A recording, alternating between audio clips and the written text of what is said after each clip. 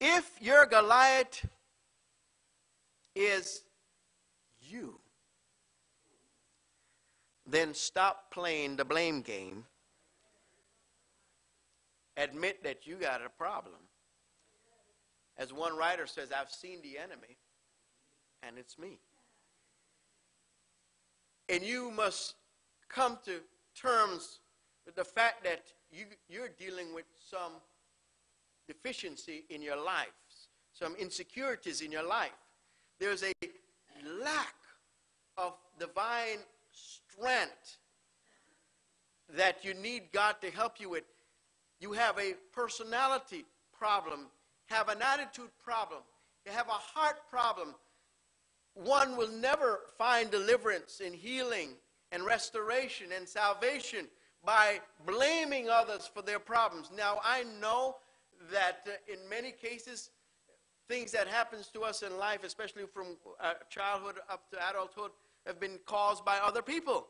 But I don't know of anyone that have secured strength and deliverance and healing by just blaming someone else. Blame their parents, their dad, their mother, their grandparents, their environment. We can find someone and some situation to lay the blame at for everything evil or bad that's happened to us, and that will still never change. I believe that we need to come to terms with the fact that my greatest enemy is really me. The way I look at things, the way I perceive things, the way I judge people, the way I judge myself. Sometimes we live under this weight of self-inflicted condemnation and guilt because of past mistakes. And God is saying, okay, enough is enough. I've forgiven you. I've sent you confirmation. I've proven that now you're healed. Move on, move away, move out of that. Move away from that. You see, but there are times when we still allow those thoughts to get the best of us. And so David did not run from his Goliath, he ran towards his Goliath. We need to say and face up to our Goliath and say, the Goliath that I'm facing today is me. And I need to do something to myself in terms of how I think and how I perceive my situation. And you turn to God and you read the word and you trust the Lord. So the first observation is that David ran towards his Goliath. You need to run towards your situation. You must be willing and courageous enough to face your Goliath. The second observation is this. If you look at verse 49, it says, then David put his hand in his bag and took out a stone. He reached over into his bag, the Bible says, and he took out a stone. In other words, David was prepared for his battle with the weapons of his choice. He was familiar with his slingshot and his stone. Pastor Donna talked about Saul dressing David last week.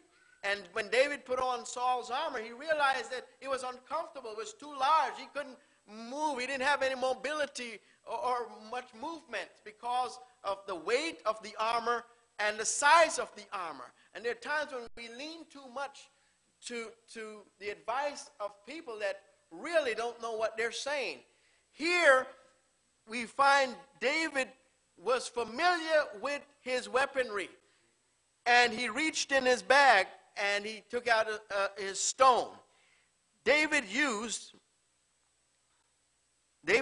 what he was familiar with, he was comfortable with, because he knew that God was going to show up and help him. Zechariah chapter 4 verse 6 says, for it's not by might nor by power, but it is by my spirit, said the Lord. And there are times when we have the solution to our problems right there in our hands, right there among us, and we don't know, we overlook it, or we feel now it's too insignificant. God could never save me by me going to that person or by me doing this or doing that. When the Lord is saying, that's exactly what I want to use to bring forth your deliverance. And so it only takes one stone. David was prepared if it took 5 stones some writer said, or commentator said, he took 5 stones because Goliath had 4 other brothers. And in case they were going to come after him, he had a stone for each of them. Beloved, it only took 1 stone, and when we're prepared to deal with our Goliath, and we're running towards our Goliath, we must use that which God gives us. And there are times when